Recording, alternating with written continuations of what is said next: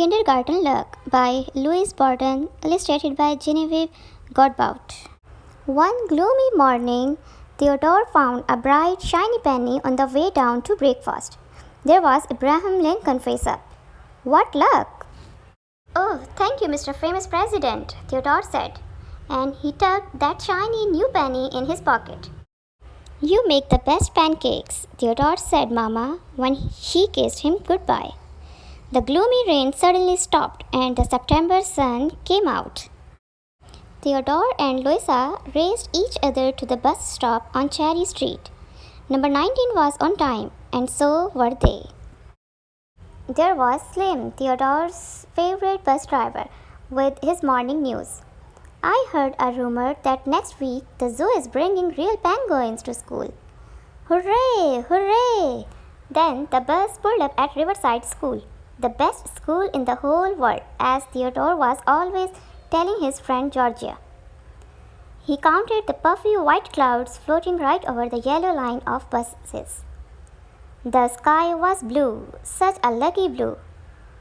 Theodore and Georgia swung their backpacks and waved to other kids who were in their class.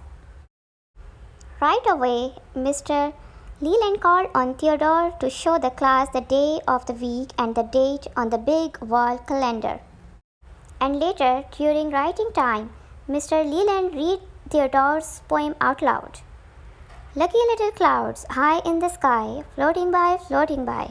At recess, Theodore swatted the tetherball again and again and again and again and again without missing once.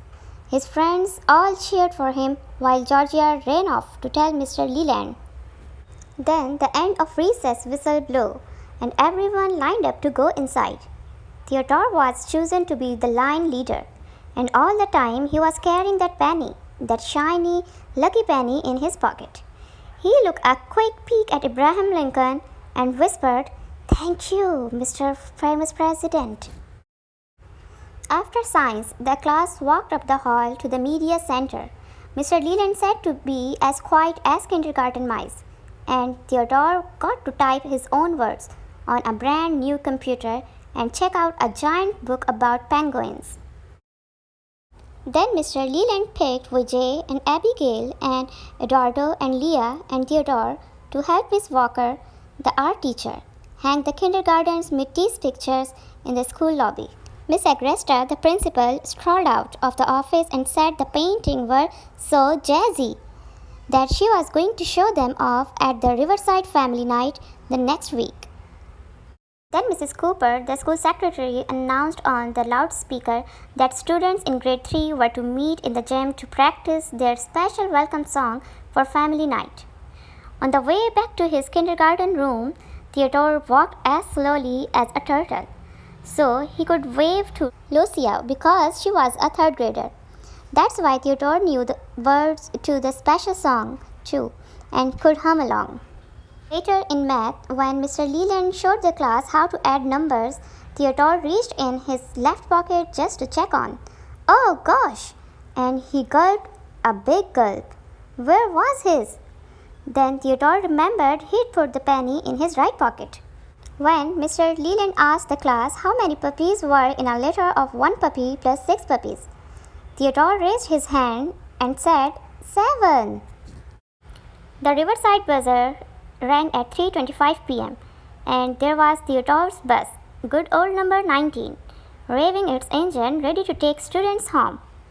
Theodore couldn't wait to tell Slim about the wonderful things that had happened to him. He sat in the row behind Slim's driver's seat, and he showed Slim his penguin book, and they'll talk about the luck in the world and how sometimes it's just waiting for you to find it.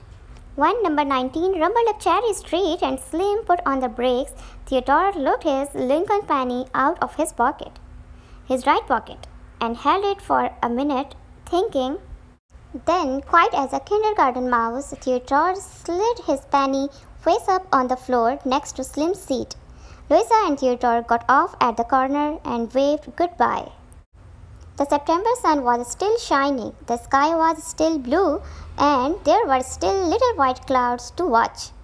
The day hadn't been gloomy after all. Theodore had found his own luck in a shiny penny, enough to give to a friend. And enough for tomorrow too. Thanks for watching. Don't forget to subscribe.